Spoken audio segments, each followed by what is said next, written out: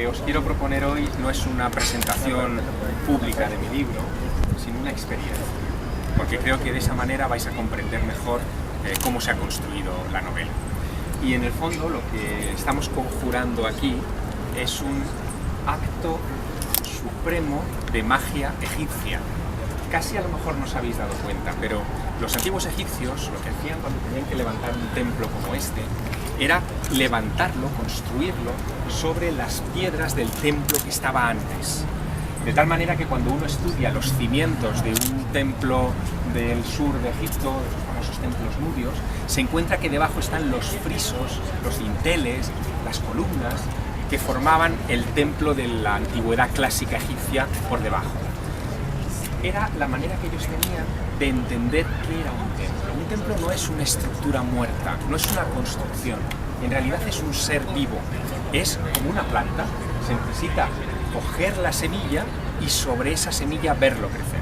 Bueno, pues esto, que es lo que buscó Martín Almagro en los años 60, cuando se trajo el templo de Leboz a Madrid y que se quedó con la frustración por las prisas de cómo crecía la presa de Asuán, de no poder llevarse las piedras fundacionales, de alguna manera me parece la metáfora perfecta de lo que ha ocurrido con la pirámide inmortal.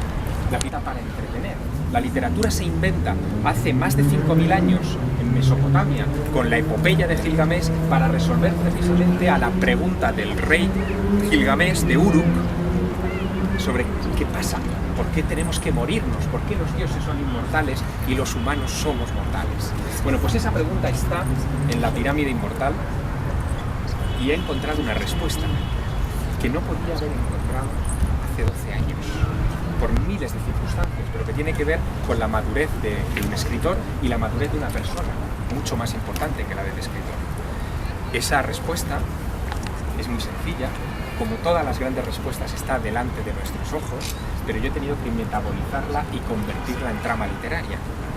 Lo único que vence a la muerte es el amor. Lo vence por muchas razones, pero sobre todo porque el amor preserva la memoria.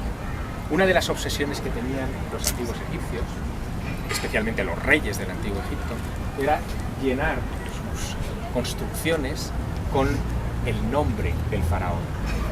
La preservación en piedra, en la materia inmortal para el antiguo Egipto, del nombre del faraón, significaba que era inmortal.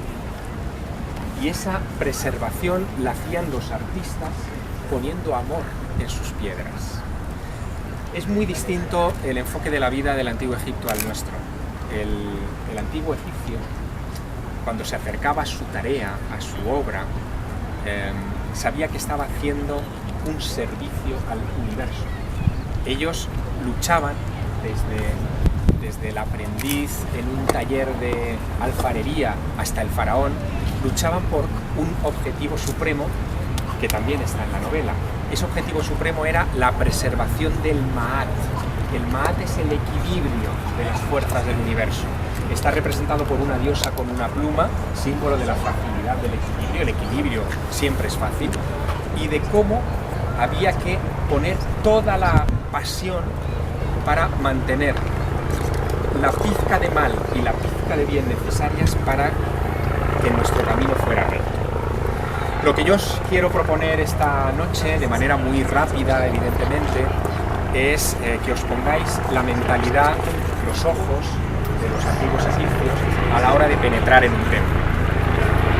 Os pido que os olvidéis que vivís en Madrid, que estamos rodeados por el helicóptero este que está pasando ahora encima de nosotros, que estáis en el siglo XXI, que estáis trabajando.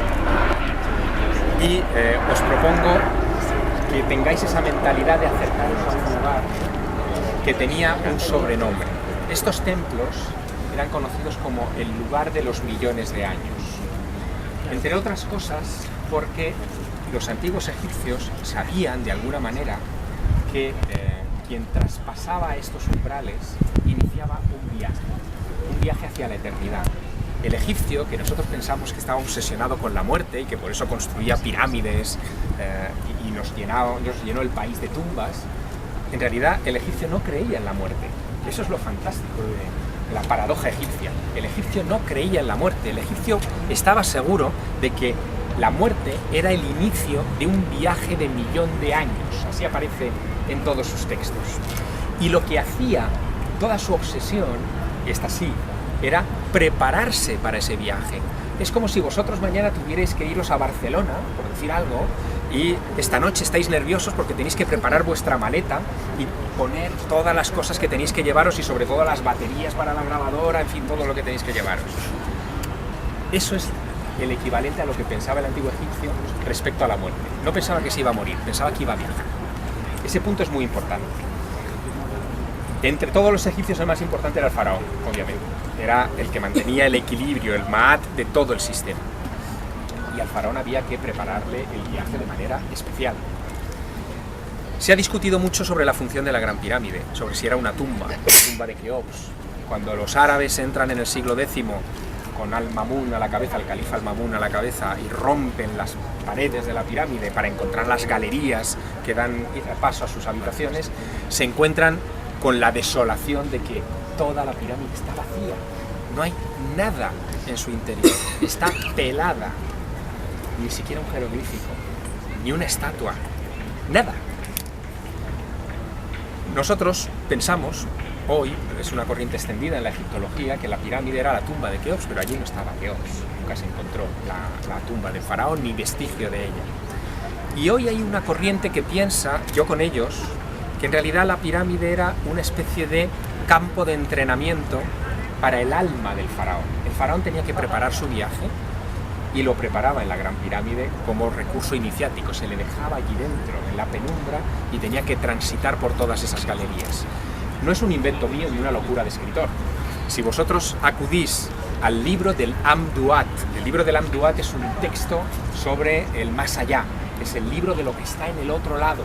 Es un libro de instrucciones sobre lo que se encuentra el alma de los muertos cuando mueren. Es maravilloso, es un mapa.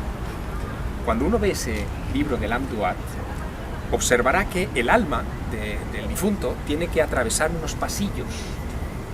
Algunas veces esos pasillos tienen unos ángulos muy abruptos, muy difíciles de escalar, que son los ángulos de las galerías de la Gran Pirámide.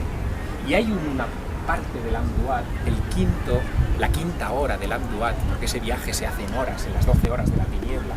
En la quinta hora del Amduat, lo que hay representado en ese libro, que se copió una y otra vez en el antiguo Egipto, es una pirámide flanqueada por dos esfinges.